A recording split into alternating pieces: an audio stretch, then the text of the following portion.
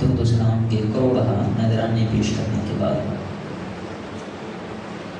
محترم سامعین و حاضرین، برصغیر پاک و ہند پہ مسلمانوں نے ایک طویل عرصہ حکومت کی ہے۔ تقریباً 1000 سال تک مسلمان اس برصغیر پاک و ہند پر قابض رہے ہیں، حکمرانی کرتے رہے ہیں۔ ہر عروج کو کبھی نہ کبھی زوال آتا ہے۔ مسلمانوں کا زوال بھی اس وقت شروع ہوا ہندوستان میں جب 1608 عیسوی میں انگریزوں نے برصغیر پاک و ہند کی سرزمین پر قدم رکھے، اور صرف قدم رکھے نہیں بلکہ آہستہ آہستہ قدم جمانا شروع ہو گئے۔ ایک وقت آیا حکومتی معاملات میں ان کی مداخلت بڑھی، برصغیر کے کچھ علاقوں پہ یہ قابض ہوئے، اور بالآخر 1857 کی جب جنگ آزادی ہوئی ہے تو ہندوستان پورے برصغیر پر قابض ہو گئے تھے۔ لیکن جب یہ پورے برصغیر پر قابض ہوئے ہیں تو ان کے ذہن میں یہ چیز موجود تھی، انہیں اس بات کا فہم، شعور و ادراک تھا کہ ہم ہمیشہ برصغیر پر حکمرانی نہیں کر سکیں گے۔ ایک وقت آئے گا ہمیں ہندوستان کو چھوڑ کے اپنے اصل ملک میں واپس جانا پڑے گا۔ لیکن وہ یہ بھی نہیں چاہتے تھے کہ ہم ہندوستان سے جائیں، مسلمان پھر اکٹھے ہوں، پھر انقلاب لے کے آئیں، پھر ان کے صفوں میں یگانگت آئے، پھر ان میں قوت و اتحاد آئے۔ اس بات کا بھی انہیں ادراک و شعور تھا کہ مسلمانوں کو اس حد تک تقسیم کر دو، مسلمانوں کو اس حد تک لے جاؤ کہ یہ دوبارہ ایک قوم بننے کی صلاحیت نہ رکھ سکیں۔ کہلانے کو یہ مسلمان ہی کہلائیں، لیکن ان میں مسلمانوں کی اور اسلام کی جو حقیقی روح ہے وہ کہیں نظر نہ آئے۔ یہ بظاہر مسلمان نظر آئیں لیکن حقیقت میں ان سے ایمان ان کے دلوں میں موجود نہ ہو، کیونکہ اگر ان میں اسلام کی روح موجود رہی تو یہ اکٹھے ہوں گے تو قوم بنیں گے، قوم بنیں گے تو انقلاب آئے گا، انقلاب آئے گا تو ہمارے لیے خطرات ہیں۔ لہٰذا انہوں نے ریسرچ شروع کی، تحقیق شروع کی کہ کیا کیا جائے ایسا کہ مسلمانوں میں اسلام کی وہ روح موجود نہ رہے اور مسلمان کھوکھلے ہو جائیں۔ اسلام کا شجر بظاہر تو موجود رہے لیکن اس کی جڑ کاٹ دی جائے، یہ اسلام کی عمارت بلند و بالا نظر آئے لیکن اس کی بنیاد موجود نہ ہو۔ انہوں نے جو ریسرچ کی، جو تحقیق کی انہوں نے، اور جو نتیجہ نکالا وہ نتیجہ یہ تھا کہ مسلمانوں میں دو چیزیں ہیں، دو چیزوں سے مسلمانوں کا بڑا گہرا تعلق ہے، بڑا گہرا تعلق ہے مسلمانوں کا دو چیزوں سے۔ ایک نبی کی ذات سے بڑا گہرا تعلق ہے، ایک اسلام کی تعلیمات سے بڑا گہرا تعلق ہے۔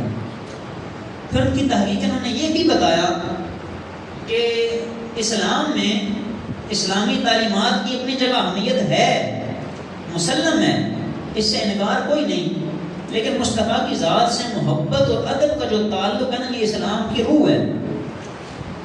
اگر یہ نکال لی جائے تو اسلام اس حیثیت سے باقی نہیں رہتا جس حیثیت سے رہنا چاہیے۔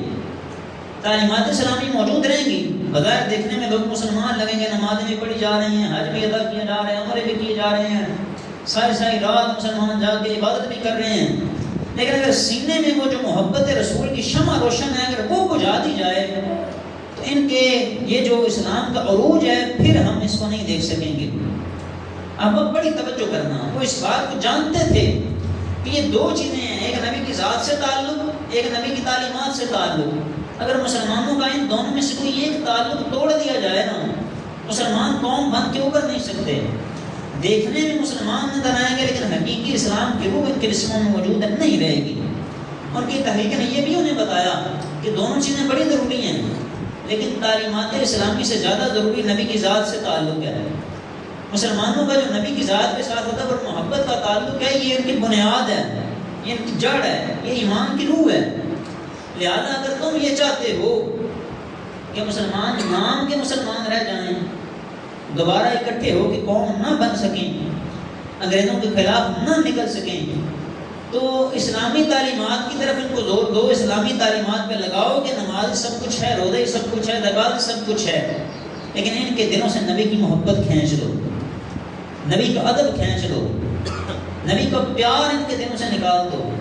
اگر نبی کی محبت اور نبی کا پیار ان کے دلوں سے نکل گیا، ایمان کی روح ان کے دلوں سے نکل جائے گی۔ میں ایک چھوٹی سی مثال آپ کو دیتا ہوں۔ ہمارا یہ جسم ہے، ہمارا جسم دو چیزوں سے مل کر بنا ہے، ایک ہمارے جسم کے اعضاء ہیں، ایک ہمارے جسم کے اندر روح ہے. اگر خدا نہ خواستہ جسم کے کسی حصے کو تکلیف پہنچ جائے، بے شک جسم میں کمی آ جائے گی، کجی آ جائے گی، لیکن بندہ پھر بھی سلامت رہے گا، زندہ رہے گا. خدا نہ خواستہ کسی کی انگلی کٹ جاتی ہے، عیب آ گیا ہے، نقص آ گیا، بدصورتی آ جائے گی، لیکن بندہ زندہ رہے گا، مرے گا نہیں.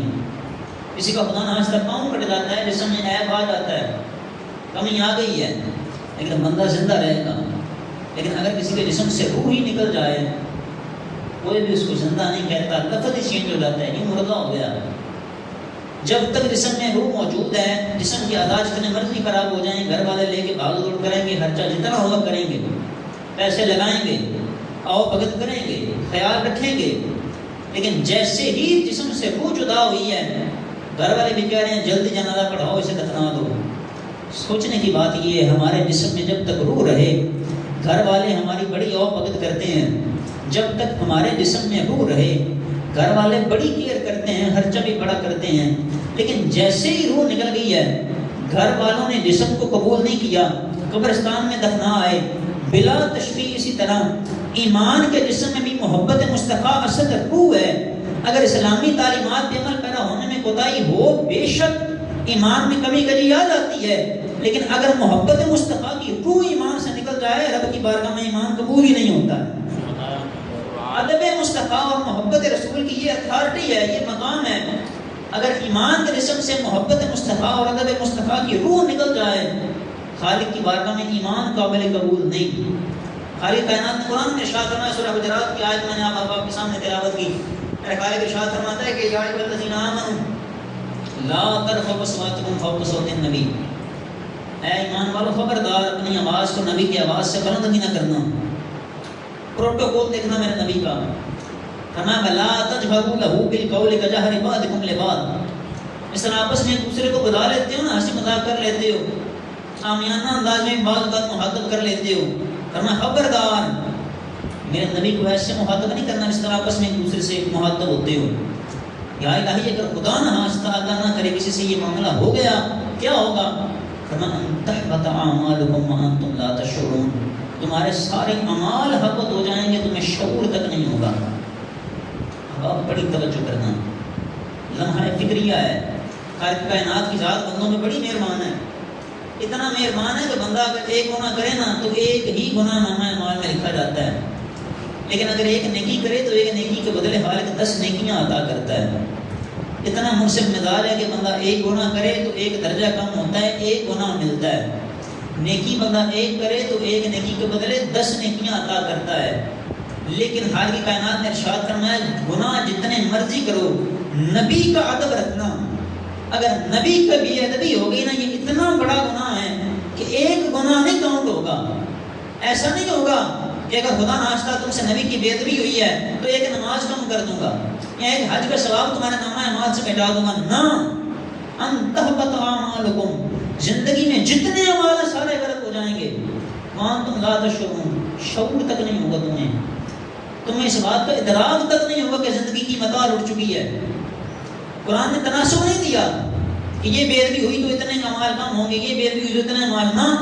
فرمایا ویسے جو بھی گناہ کرتے ہو، اگر گناہ ہو گیا ہے ایک گناہ ملے گا، ایک درجہ کم ہو جائے گا. لیکن بارگاہ مصطفیٰ کی بے ادبی اتنا بڑا گناہ ہے، ایک دفعہ اگر ہوا زندگی کے اعمال غارت، یا الہی معافی کی کوئی امید ہے؟ ویسے تم نے ارشاد فرمایا کہ رحمتی وسعت کل شیء، میری رحمت ہر چیز سے زیادہ وسیع ہے، جب بھی مجھ سے سوال کرو میں عطا کرتا ہوں. اگر خدا نہ آج تک جس سے یہ گناہ ہو جائے، معافی کی کوئی امید ہے؟ فرمایا معافی تو تب ملے گی نا جب توبہ کرے گا، اور توبہ تب کرے گا جب اسے پتہ ہوگا کہ مجھ سے کوئی گناہ ہوا ہے. الہی ہوگا کیا؟ فرمایا وانتم لا تشعرون، تمہیں شعور ہی نہیں ہوگا، زندگی بھر کی کمائی ملیوں میں ہٹ ہو جائے گی. یا الہی یہ ماجرا کیا ہے؟ شعور کیوں نہیں ہوگا؟ فرمایا اگر شعور ہو جائے نا کہ مجھ سے یہ بے ادبی ہو گئی ہے اور زندگی بھر کے میرے اعمال جاتے رہے ہیں، بندہ گڑ گڑائے گا، اللہ کی بارگاہ میں آئے گا. فرمایا جو میرے محبوب کا گستاخ ہو جائے نا، میری غیرت گوارا نہیں کرتی کہ میرے دروازے پہ بھی آ جائے. اتنا غصہ اس بندے پہ خالق کائنات کو جو مصطفیٰ کا بے ادب ہو جاتا ہے. فرمایا لا تشعرون، تمہیں شعور ہی نہیں ہوگا. مطمئن بیٹھے رہو گے جناب اسی تو بڑیاں نمازاں پڑھیاں ہیں، وہ بڑیاں زکاتاں کیتیاں نے، 3 بار میں حج بھی کر کے آیا. فرمایا خبردار اگر مصطفیٰ کی بارگاہ میں ادنا سے بھی بے ادبی ہو گئی نا، یہ جتنے اپنی عبادتوں پہ مان کے بیٹھے ہو نا کہ میں نے اپنا نام اعمال کا اکاؤنٹ اتنا بھرا ہوا ہے، خبر ہی نہیں ہوگی، سب کچھ والیاں میٹ ہو جائے گا. فرمایا جس طرح لکڑی کا کہ ڈھیر لگا ہو نا، اس میں آگ کی چنگاری لگ جائے سب کچھ والیاں میٹ ہو جاتا ہے، اسی طرح تمہارے اعمال کا اگر ڈھیر بھی لگا ہے نا، مصطفیٰ کی ادنا سے بھی بے ادبی ہو گئی ہے نا، وہ اعمال کا ڈھیر خاک بن جائے گا، کوئی فائدہ نہیں ہوگا تمہیں. ساری کائنات نے ادب بھی سکھلایا. فرمایا اگر بارگاہ مصطفیٰ میں آتے ہو نا تو ایسے نہ آنا جس طرح عام لوگوں میں جا کے ان سے مخاطب ہو جاتے ہو، دروازے پھر کٹانے لگ جاتے ہو. قبیلہ بنو تمیم کے کچھ لوگ آئے، وہ آ کر سب کی بارگاہ میں حاضر ہوئے اور آگے دروازے پہ کھڑے ہو کے انہوں نے کہنا شروع کر دیا، یا محمد ہماری بات سنیے. ساری کائنات نے سورہ حجرات کی آیات اتاری. فرمایا ان الذین ینادونک من وراء الحجرات اکثرهم لا یعقلون. میں رب اعلان کرتا ہوں جو آپ کو حجرے کے باہر کھڑے ہو کے آوازیں دیتے ہیں نا، میں رب اعلان کرتا ہوں ہیں ہی بے عقل، ہیں ہی بے عقل. یا الہی موصول تو یہی ہے دنیا کا، اگر کسی کے پاس کوئی بندہ جائے تو جا کے دروازے پہ دستک دی جائے تاکہ اگلے کو پتہ چلے کہ کوئی بھائی میرے دروازے پہ آیا ہے. اگر انہوں نے آ کے یہ اعلان کیا ہے اور حضور کی آواز دی ہے، پکارا ہے، تو یہ اطلاع کریے نا کہ ہم آئے ہیں، ہماری بات سنیں. خالق کی طرف سے جواب آیا، تم نے نبی کو اپنے جیسا سمجھ لیا ہے، تم اور ہو نبی اور ہیں. تمہیں اس بات کی ضرورت ہوتی ہے کہ کوئی تمہارے دروازے پہ آیا ہے تو وہ دستک دے گا تو تمہیں پتہ چلے گا. مصطفیٰ کو میں نے یہ اختیار دے رکھا ہے، کوئی گھر سے چلے مصطفیٰ کی بارگاہ میں حاضر ہونے کے لیے، یہ ارادہ اور نیت لے کے اٹھتا ہے، اور جو ارادہ اور جو نیت لے کے وہ اٹھے مصطفیٰ کی بارگاہ میں آنے سے پہلے نبی کو آنے والے کا بھی پتہ چل جاتا ہے، اس کے دل کے ارادے کا بھی پتہ چل جاتا ہے. اس لیے دنیا داروں کے دروازے پہ جاؤ تو تمہیں ضرورت ہوتی ہے کہ دستک دو تاکہ اندر والے کو پتہ چلے کہ باہر کوئی آیا ہے. مصطفیٰ تمہارے دلوں کے حوال سے آگاہ ہیں. نبی کے دروازے پہ جاؤ تو خبردار آواز نہیں دینی، چپ کر کے بیٹھ جاؤ. اب ہم نے صحابہ کرام کا عمل اس میں دیکھا، آقا علیہ السلام کے صحابہ کرام نے ادب کر کے دکھا دیا مصطفیٰ کریم کا. حضور کی بارگاہ میں آتے ہیں نا، آنکھ کے دروازے کے پاس چپ کھڑے بیٹھ جاتے ہیں آرام سے سکون سے. کسی نے سوال کیا ماجرا کیا ہے، چپ کر کے بیٹھ جاتے ہو، کب سے بیٹھے رہتے ہو. مدعا تو پیش کرو نا نبی کی بارگاہ میں. وہ کہتے ہیں مدعا تو اسے بتائیں جو جانتا نہ ہو. حضور ہمارے دلوں کے حال سے آگاہ ہیں. جب حضور ہمارے دلوں کے حال سے آگاہ ہیں پھر زبان سے کہنے کی ضرورت کیا ہے. اب آپ بڑی توجہ فرمانا، بارگاہ مصطفیٰ کا ادب ایسی چیز ہے جو بندے کو تار دیتی ہے، سنوار دیتی ہے. حال کائنات میں لوگوں کی بڑی تعریف کی ہے جو مصطفیٰ کریم کی بارگاہ کا ادب کرتے ہیں. فرمایا ان الذين يغضون اصواتهم عند رسول الله اولئك الذين امتحن الله قلوبهم للتقوى. جو میرے نبی کی بارگاہ کا ادب کا لحاظ رکھتے ہیں نا، مصطفیٰ کی بارگاہ میں اپنی آوازوں کو پست رکھتے ہیں، الہی ان کے لیے اجر کیا ہے. فرمایا یہ وہی لوگ ہیں جن کے دل کو میں نے تقوی کے لیے چن لیا ہے. آپ قرآن کی آیت پڑھتے ہوں گے یدل بہ کثیر و یہدی بہ کثیر. آخری بات کے بعد کو سمیٹو، بڑی توجہ فرمانا. قرآن پڑھ کے کئی لوگ گمراہ ہو جاتے ہیں، قرآن پڑھ کے کئی ہدایت پا جاتے ہیں. ابھی آپ کے ذہن میں سوال اٹھنا چاہیے کہ یہ کتاب ایسی ہے کہ خالق ارشاد فرما رہا ہے ہدی للناس، سارے انسانوں کے لیے ہدایت ہے. اس کو پڑھ کے بھی کوئی گمراہ ہو سکتا ہے؟ ایسی کتاب جو سارے انسانیت کے لیے ہدایت ہے، اس کو پڑھ کے بھی کوئی گمراہ ہو سکتا ہے؟ ہو سکتا ہے. قرآن کہہ رہا ہے یضل بہ کثیرا و یہدی بہ کثیرا. قرآن پڑھ کے کئی گمراہ ہو جاتے ہیں، قرآن پڑھ کے کئی ہدایت پا جاتے ہیں. اب دل میں سوال اٹھتا ہے ہدایت کون پاتے ہیں، گمراہ کون ہوتے ہیں؟ تو پہلا سپارہ ہے، دوسرا صفحہ اس کا خالق کائنات نے ارشاد فرمایا یہ قرآن ہدایت ہے. الہی کن کے لیے؟ فرمایا ہدی للمتقین، متقیوں کے لیے ہدایت ہے. الہی متقیوں کے لیے ہدایت ہے. تو متقی بنے کیسے؟ فرمایا بتایا تو ہے، بارگاہ مصطفیٰ کا ادب کرتے رہو. بارگاہ مصطفیٰ کا ادب کرتے رہو گے تمہارے دل کو تقوی کی دولت سے بھر دیا کروں گا. سبحان اللہ. اور صرف تقوی کی دولت نہیں دوں گا، سنو انعام. فرمایا ان للمتقین مفازا. جو نبی کا ادب کر کے دل میں تقوی کی دولت لے لیتے ہیں نا، ان کے دلوں میں تقوی کی دولت آ جاتی ہے، یہی وہ لوگ ہیں جن کے لیے کامیابی ہے. وَأُزْلِفَتِ الْجَنَّةُ لِلْمُتَّقِينَ. یہی وہ لوگ ہیں جن کے قریب میں نے جنت کو کر دیا ہے. بارگاہ مصطفیٰ کا اگر ادب دیکھنا ہو نا، صحابہ کرام نے بڑی مثالیں پیش کی ہیں. میں صرف ایک بات عرض کر کے گفتگو کو سمیٹنا چاہ رہا ہوں.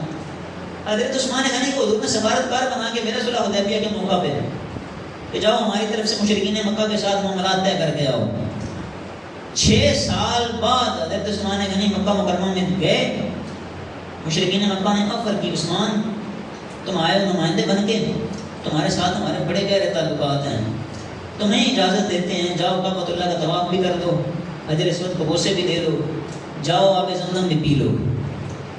بڑی توجہ کرنا احباب، آج لوگوں کے دلوں میں بڑی چاہت ہوتی ہے خانہ خدا پہ ایک نگاہ ہی پڑ جائے، اور پھر وہ شخصیات کے جنہوں نے آنکھیں مکہ المکرمہ میں کھولی ہوں، صبح شام جو کعبۃ اللہ کی زیارت کرتے رہے ہوں، اور انہیں ہی اس گھر کو چھوڑ کے جانا پڑ جائے مدینہ میں، اور 6 سال اس مسکن سے، اس گھر سے، اس رحمتوں والے گھر سے جدا رہے، تو سوچو دل میں کتنی تڑپ ہوگی خانہ کعبہ کو دیکھنے کے لیے، کتنی تڑپ ہوگی حجر اسود کو بوسے دینے کے لیے۔ مشرکین مکہ نے آفر کی، عثمان آئے ہوئے ہو نا، کعبۃ اللہ کا طواف بھی کر لو، اجازت دیتے ہیں، آئے ہو تو تمہیں اجازت دیتے ہیں حجر اسود کے بوسے بھی لے لو، چاہے زمزم سے اگر پانی پینا چاہو تو تمہارے لیے عام اجازت ہے۔ کہا میرے نبی کے لیے ہم نہیں، انہیں ہم اجازت نہیں دیں گے۔ اب آپ بڑی توجہ سے جملے کو سماعت کرنا۔ حضرت عثمان غنی نے ارشاد فرمایا لا طوف به حتى يطوف رسول اللہ، اور تم عثمان کو آفرین دے رہے ہو کہ کعبۃ اللہ کا طواف کر لو، عثمان کو آفرین دے رہے ہو کہ حجر اسود کے بوسے لے لو، اور مصطفیٰ کریم کو روک رکھا ہے۔ فرمایا نہ، جب تک مصطفیٰ کعبے کا طواف نہیں نہ کرتے عثمان بھی کعبے کا طواف نہیں کرے گا۔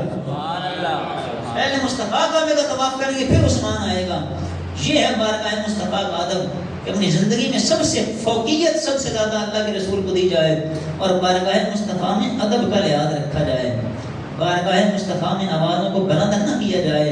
قرآن کہتا ہے اگر نبی کی بارگاہ میں آوازوں کو بلند کر کے بارگاہ مصطفیٰ کی بے ادبی کرو گے نا، تحبط اعمالکم، اعمال ہی حبط ہو جائیں گے، وہاں تم لا تشعرون، تمہیں شعور تک نہیں ہوگا، دلیلیں دیتے رہو گے کہ نہیں جس سے نہیں تھا، بازار تھے، گلیاں تھیں، نہ، فرما بارگاہ مصطفیٰ ہے، یہاں پہ پلکوں کو جھکا کے آؤ، آوازوں کو پست کر کے آؤ، نبی کی بارگاہ کا ادب کر کے آؤ۔ باپ جبریل کے پہلو میں ذرا دھیرے سے فہر کہتے ہوئے جبریل کو یوں پایا گیا، اپنی پلکوں سے در یار پہ دستک دینا، اونچی آواز ہوئی، عمر کا سرمایا گیا۔ دعائے خالق کائنات نبی کی ذات کا ادب کرنے کی توفیق عطا فرمائے گا۔